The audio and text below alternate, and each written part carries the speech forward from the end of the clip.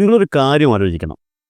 K കരുണാകരനും K ആന്റണിയും ഉമ്മൻചാണ്ടിയും കിരീടം വയ്ക്കാത്ത രാജാക്കന്മാരായി വാണിരുന്ന പാർട്ടിയിലാണ് ഒരു പക്ക ക്രിമിനലായ ഒരു MLA മുന്നിൽ ഇന്നത്തെ കോൺഗ്രസ് നേതൃത്വം മുട്ടിലിഴഞ്ഞു നിൽക്കുന്നത്.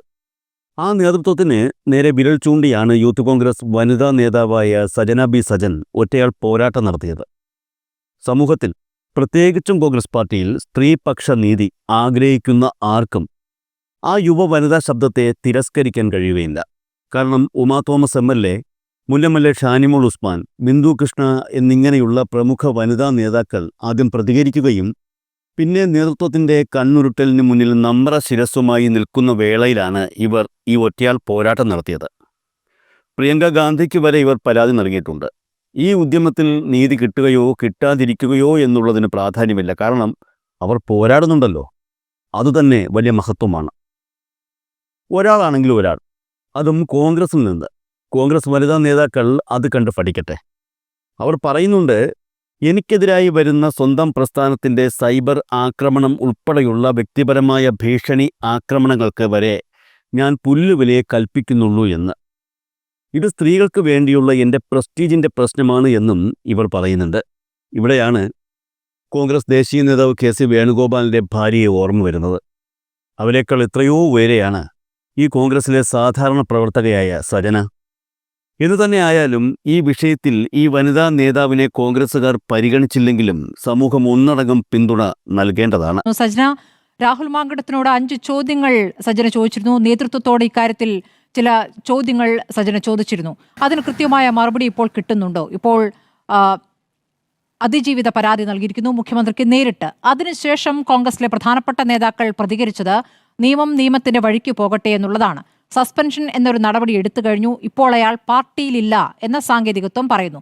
പാർട്ടിയിലില്ലാത്ത രാഹുൽ മാങ്കൂട്ടത്തിൽ പാലക്കാട് തുടരുന്നു. പാലക്കാട് തെരഞ്ഞെടുപ്പ് പ്രചാരണങ്ങൾ നേതൃത്വം വഹിക്കുന്നു. പ്രചാരണങ്ങളിൽ മാത്രമല്ല, ചിലയിടത്തെ സ്ഥാനാർത്ഥികളെ നിശ്ചയിക്കുന്നതിൽ പോലും അയാൾക്ക് അവിടെ റോളുണ്ടായിരുന്നു. ആ പ്രഖ്യാപനത്തിലും അയാൾ അവിടെ ഉണ്ടായിരുന്നു.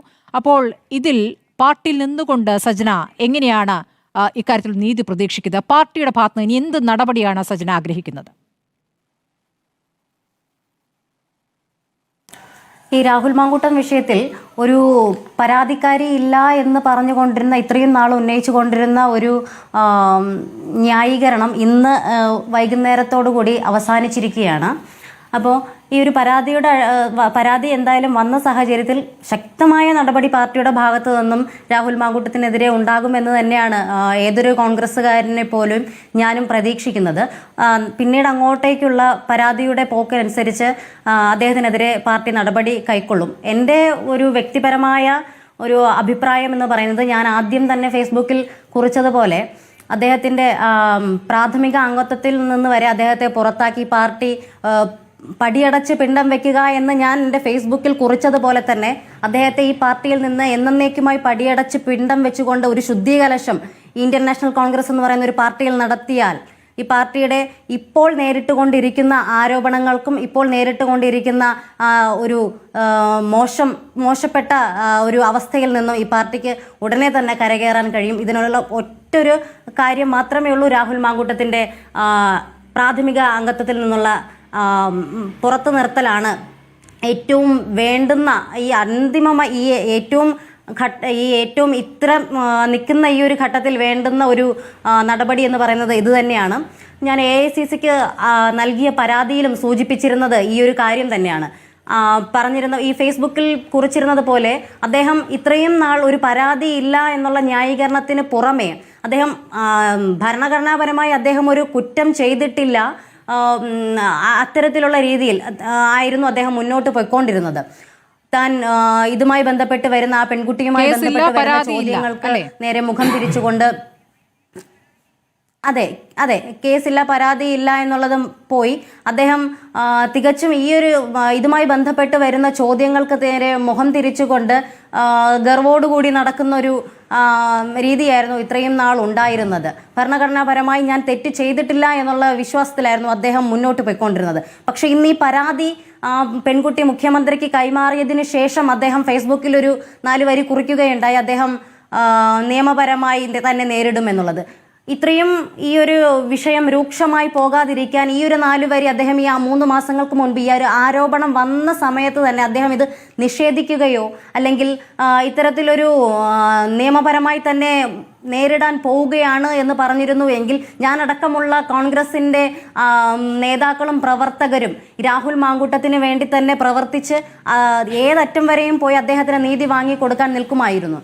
പക്ഷേ ഇപ്പോൾ സംഭവിച്ചിരിക്കുന്നത് പരാതിക്കാരി വന്നിരിക്കുകയാണ്. ഈ പരാതിക്കാരി വന്നിരിക്കുന്ന സാഹചര്യത്തിൽ മാത്രമാണ് അദ്ദേഹം ഫേസ്ബുക്കിൽ ഈ ഒരു വിഷയത്തെ പറ്റി അദ്ദേഹം കുറിച്ചിരിക്കുന്നത്. അതുവരെ പാർട്ടി അച്ചടക്ക നടപടി നേരിടുന്ന ഒരു സമയത്ത് പോലും പാർട്ടിയുടെ നടപടിയെ അവഹേളിക്കുന്ന തരത്തിലായിരുന്നു അദ്ദേഹത്തിൻ്റെ ഈ കഴിഞ്ഞ നാളുകളിലെ പ്രവർത്തനങ്ങൾ.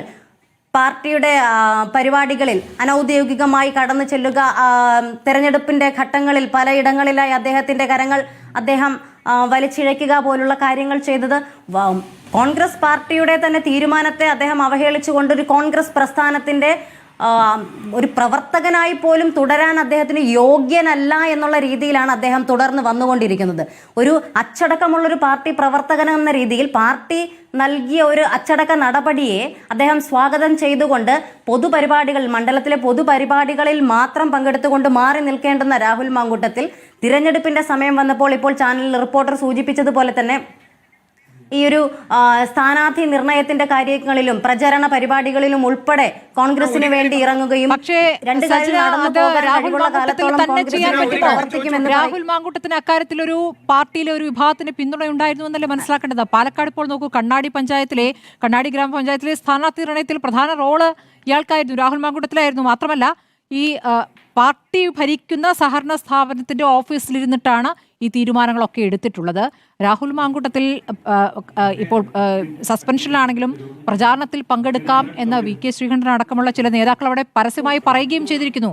അപ്പോൾ പാർട്ടിയിലെ സ്ത്രീ ശബ്ദത്തോട്, സ്ത്രീകളുടെ നിലപാടുകളോട് എത്രത്തോളം ചേർന്ന് നിൽക്കുന്നുണ്ട് പാർട്ടിയിലെ നേതൃത്വം? വരാം രാഹുൽ.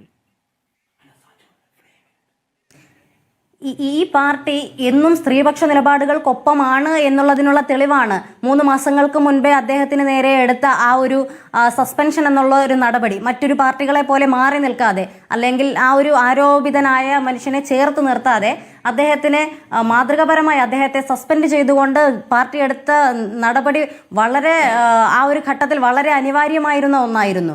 അതുകൊണ്ട് തന്നെ പാർട്ടിയുടെ ഭാഗത്തു നിന്നും രാഹുൽ മാങ്കൂട്ടത്തെ സംരക്ഷിക്കുന്നു എന്ന് ഒരു കാരണവശാലും പറയാൻ സാധിക്കില്ല. ഈ പാർട്ടിയുടെ കാര്യത്തിൽ ഇന്നലെ തന്നെ കെ സി വേണുഗോപാൽ പറഞ്ഞ ഒരു സ്റ്റേറ്റ്മെന്റിൽ അദ്ദേഹം പറഞ്ഞിരിക്കുകയാണ്, രാഹുൽ മാങ്കൂട്ടൻ എന്ന് പറയുന്ന ആൾക്ക് കോൺഗ്രസ് പാർട്ടിയിൽ ഇപ്പോൾ ഒരു സ്ഥാനവുമില്ല എന്നുള്ളത് വ്യക്തമായി അടിവരയിട്ട് തന്നെ അദ്ദേഹം പറഞ്ഞതാണ്. ഈ പാർട്ടിയിൽ അദ്ദേഹത്തിന് ഇപ്പോൾ ഒരു സ്ഥാനവുമില്ല എന്നുള്ളത്. അപ്പോൾ ഈ സ്ഥാനമില്ലാത്ത ഒരാൾ ആർക്കു വേണ്ടി വേണമെങ്കിലും അദ്ദേഹത്തിന് പ്രചരണത്തിന് ഇറങ്ങാം, അത് സ്വാഭാവികമാണ്, ഓക്കെ, അത് സമ്മതിക്കുന്നു. പക്ഷേ ഈ ഒരു അച്ചടക്കമുള്ളൊരു പാർട്ടി പ്രവർത്തകൻ എന്ന നിലയിൽ അദ്ദേഹത്തിൻ്റെതായ ഈ ഒരു അച്ചടക്ക നടപടിയുടേതായ മാനദണ്ഡങ്ങൾ പാലിച്ചുകൊണ്ട് അദ്ദേഹം മാറി നിൽക്കേണ്ടിയിരുന്നു എന്നുള്ളതായിരുന്നു അദ്ദേഹം ചെയ്യേണ്ടിയിരുന്നത്.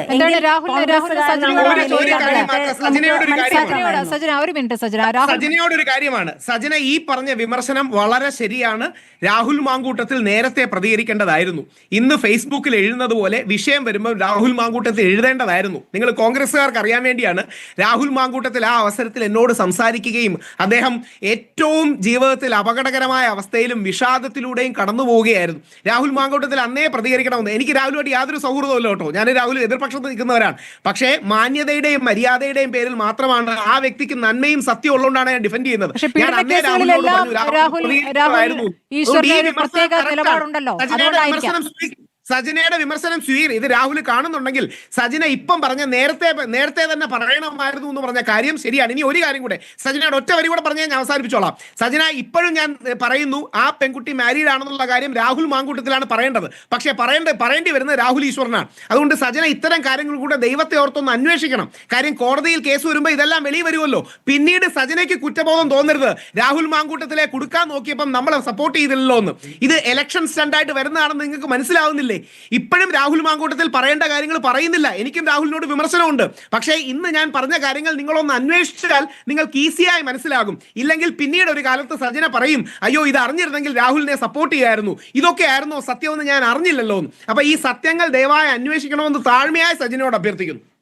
രാഹുൽ ഈശ്വർ, നമുക്ക് ഇപ്പോൾ മുഖ്യമന്ത്രിക്ക് നൽകിയിരിക്കുന്ന ബഹുമാനപ്പെട്ട രാഹുൽ ഈശ്വറിനോടൊരു കാര്യം പറയാനുള്ളതെന്ന് വെച്ചാൽ പരാതിയിലെ മുഴുവൻ കണ്ടന്റ് എന്താണെന്ന് നമുക്കറിയില്ല. പുറത്തേക്ക് വന്ന ശബ്ദരേഖയുണ്ട്, ഫോൺ കോളുകളുണ്ട്, ഫോട്ടോകളുണ്ടെന്ന് പറയുന്നു. അതിലപ്പുറമുള്ള തെളിവുകൾ എന്താണ് പരാതി എന്ന് പൂർണ്ണമായി അങ്ങേക്കറിയാമോ? അല്ല, അതിവിടെ വിഷയമേ അല്ല, അതിവിടെ വിഷയമല്ല. സജന മറുപടി പറഞ്ഞോളൂ. സജന, അല്ല, ഇതിൽ രാഹുൽ ഈശ്വർ പറഞ്ഞ കാര്യത്തിൽ രാഹുൽ ഈശ്വർ വളരെ നല്ല രീതിയിൽ തന്നെ രാഹുലിന് വേണ്ടി സപ്പോർട്ട് ചെയ്തു. ഞാൻ ആ കാര്യത്തെ എന്തുകൊണ്ട് സ്വാഗതം ചെയ്യുന്നു. കാര്യം, ഒരു കോൺഗ്രസ്സുകാരനായിരുന്ന ഒരു വ്യക്തിക്ക് വേണ്ടി ഇത്രയും നല്ല രീതിയിൽ അദ്ദേഹം സപ്പോർട്ട് ചെയ്യുന്നതിനെ ഞാൻ അഭിനന്ദിക്കുന്നു. മറ്റൊരു കാര്യം, അദ്ദേഹം പറഞ്ഞു രാഹുൽ മാങ്കൂട്ടത്തിൽ കടുത്ത വിഷാദത്തിലൂടെയാണ് കടന്നു പോയിരുന്നത് എന്നൊക്കെയുള്ള കാര്യങ്ങൾ വളരെ വൈകാരികമായി അദ്ദേഹം ഇവിടെ ചൂണ്ടിക്കാണിച്ചു. താങ്കൾ എന്തുകൊണ്ടാണ് ഇത്രയും നാൾ പരാതി നൽകിയില്ല എന്ന് പറഞ്ഞിട്ടും ഇത്രയും നാൾ ഈ ഒരു പെൺകുട്ടിയെ ഇപ്പോഴും താങ്കൾ മോശമായി തന്നെ ചിത്രീകരിക്കാൻ ശ്രമിച്ചുകൊണ്ടിരിക്കുകയാണ്? ഈ ഇത്രയും അനുഭവിച്ച ഈ ഒരു പെൺകുട്ടി, ആ കുട്ടി അനുഭവിച്ച മാനസിക സമ്മർദ്ദം എന്താണെന്ന്, ശാരീരികമായും മാനസികമായും ആ കുട്ടി അനുഭവിച്ച ബുദ്ധിമുട്ട് എന്താണ് എന്ന് താങ്കൾ എന്തുകൊണ്ട് ചിന്തിച്ചു നോക്കിയിട്ടില്ല? രാഹുൽ മാങ്കൂട്ടത്തിന്റെ പക്ഷത്ത് നിന്ന് സംസാരിക്കുമ്പോൾ ഞാൻ ഒരിക്കലും രാഹുൽ മാങ്കൂട്ടത്തെ തള്ളി ഞാനൊന്ന് സംസാരിച്ചോട്ടെ. അത് താങ്കൾക്ക് മാത്രം അറിവുള്ള കാര്യമല്ലേ? ഞാനൊന്ന് സംസാരിച്ചോട്ടെ. അത് താങ്കൾക്കും രാഹുലിനും മാത്രം അറിവുള്ള കാര്യമല്ലേ? ആ കുട്ടി മാരീഡ് ആണ് എന്നുള്ള കാര്യം രാഹുലിന് അറിയില്ല എന്നുള്ളത് താങ്കൾക്കും രാഹുലിനും മാത്രം കുട്ടിയുടെ വ്യക്തിപരമായ മറ്റു കാര്യങ്ങൾ നമുക്ക് ഈ ചർച്ചയിലേക്ക് കൊണ്ടുവരേണ്ട കാര്യമേ ഇല്ല. പരാതി പുറത്തേക്ക് വന്ന ശബ്ദരേഖ. ആ കുട്ടി മാരീഡ് ആണോ അല്ലയോ എന്നുള്ളതല്ല ഇവിടുത്തെ ചർച്ച. രാഹുൽ മാങ്കൂട്ടത്തിൽ തെറ്റ് ചെയ്തോ ഇല്ലയോ എന്നുള്ളതാണ്. ആ കുട്ടി മാരീഡ് ആണോ ഇല്ലയോ, അത് രാഹുൽ മാങ്കൂട്ടം അറിഞ്ഞോ ഇല്ലയോ, അത് അന്വേഷണത്തിന്റെ ബാക്കിയുള്ള ഘട്ടങ്ങളിൽ വരുന്നതാണ്. ഇപ്പോൾ ഈ ഒരു ഘട്ടത്തിൽ അദ്ദേഹം തെറ്റുകാരനാണോ അല്ലയോ എന്ന് തെളിയിക്കേണ്ട ഉത്തരവാദിത്തം രാഹുൽ മാങ്കൂട്ടത്തിനാണ്.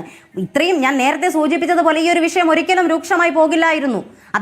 അദ്ദേഹത്തിൻ്റെതായ നിലപാടുകൾ എടുത്ത് ഈ ഒരു ആരോപണം വന്നപ്പോൾ തന്നെ ഈ ആരോപണം നിഷേധിച്ചുകൊണ്ടും ഈ വന്ന ശബ്ദ സന്ദേശങ്ങളും വാട്സാപ്പ് ചാറ്റുകളും ടെലിഗ്രാം ചാറ്റുകളും മെസ്സഞ്ചർ ചാറ്റുകളും എല്ലാം അദ്ദേഹം നിഷേധിച്ചിരുന്നു എങ്കിൽ ഒരുപക്ഷെ അദ്ദേഹം ഈ ഒരു വിഷയം ഇത്രയും രൂക്ഷമായി വരികയോ ഈ പെൺകുട്ടി ഒരു മുഖ്യമന്ത്രിക്ക് പരാതിയുമായി ഇപ്പോൾ മുന്നോട്ട് പോവുകയോ ചെയ്യുമായിരുന്നില്ല എന്നുള്ളത് ബഹുമാനപ്പെട്ട രാഹുൽ ഈശ്വർ ഒന്ന് മനസ്സിലാക്കേണ്ടതാണ്.